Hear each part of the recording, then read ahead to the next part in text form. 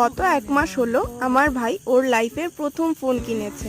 আমার ভাই বলতে ও হচ্ছে আমার ছোট কাকার ছেলে, আর ওর নাম হচ্ছে প্রীতম। ও কিন্তু আমাকে ফোন কেনার আগে থেকেই বলে রেখেছিল যে ওর ফোন কিনে যখন সেটা আনবক্সিং করবে সেই ভিডিওটা আমি যাতে আমার চ্যানেলে আপলোড করি। তো সেদিন আমি ওর সাথে যাইনি, আরেকটা ভাই গিয়েছিল। তো দেখো ও কিন্তু ভিডিও করেও নিয়ে এসেছে, আর সেটা আমাকে দিয়ে আপলোড করতে বললো।